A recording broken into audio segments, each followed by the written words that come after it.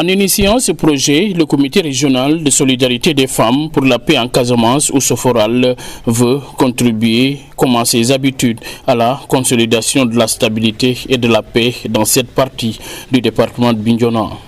Kairé Mousso, c'est le nom du projet dont le lancement a eu lieu en début de cette semaine à Djignaki, une commune qui a connu dans le passé des moments troubles liés à la crise en Casamance. Raymond Diatta, chargé de projet à Ousoforal, nous explique. L'importance de cette rencontre, c'est aujourd'hui nous avons réuni les autorités administratives, les autorités locales, les populations bénéficiaires pour le lancement de ce nouveau projet. Un nouveau projet qui s'intitule Kairé Mousso, Femme de paix, c'est-à-dire en langue mandingue.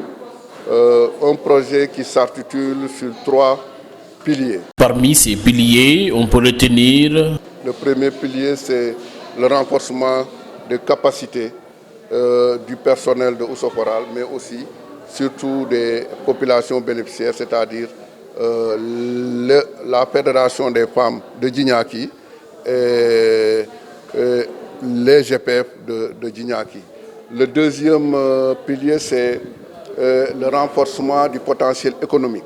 À travers leurs unités de transformation, nous allons les doter de matériel, mais aussi vraiment les former et réfléchir avec elles de façon participative sur un modèle économique qui s'y est pour vraiment une meilleure rentabilité de cette infrastructure. La voix des femmes a toujours porté dans le cadre de la gestion des conflits. C'est pourquoi elles sont toujours impliquées pour l'atteinte des objectifs. Aujourd'hui, nous reconnaissons à travers les femmes leur engagement, leur dynamisme par rapport à la recherche de la paix.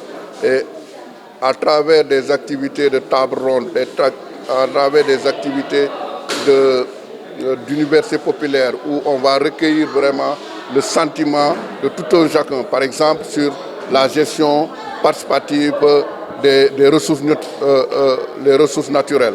Aujourd'hui, qui parle de transformation, nous sommes en relation avec les produits forestiers et qui connaît la commune de Djignaki, elle est suffisamment dotée de produits phares, notamment on peut citer par exemple le ditar, le MAD et ainsi autres produits. Donc nous pensons qu'à travers l'accompagnement de ces femmes dans vraiment la consolidation de la paix à travers ces tables rondes, mais aussi à travers des universités populaires où on va discuter d'un commun accord pour trouver des solutions sur une bonne gestion de ces ressources-là, nous permettra vraiment d'avoir des produits pour la transformation. Conscients des enjeux, ces acteurs se disent rassurés quant à la résolution de ce conflit quarantenaire. Ils se réjouissent de la coïncidence du lancement du projet avec l'an 2 du dépôt des armes par la faction Diakaï. Aujourd'hui, on est dans une phase de la crise casamançaise où les gens sont en train de mener des actions de part et d'autre. Hier, je puisse me rappeler qu'on était dans cette zone, dans cette commune de Djignaki pour fêter l'an 2 du dépôt des armes du camp de Diakaï. Aujourd'hui, nous pensons, avec ce projet-là, avec les femmes, nous pourrons vraiment consolider parce que la Casamance a besoin de ça.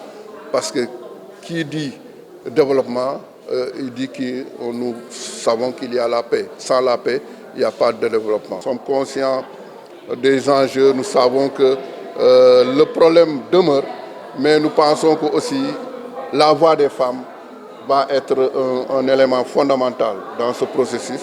Et nous pensons qu'à travers ce projet Kairé Mousso, nous pouvons mettre en place vraiment un dispositif pour conscientiser tout un chacun à ce que nous arrivons à cette paix définitive. Ce projet, dénommé Kairé Mousso, en cours, va durer 18 mois. Il prend fin en juin 2026.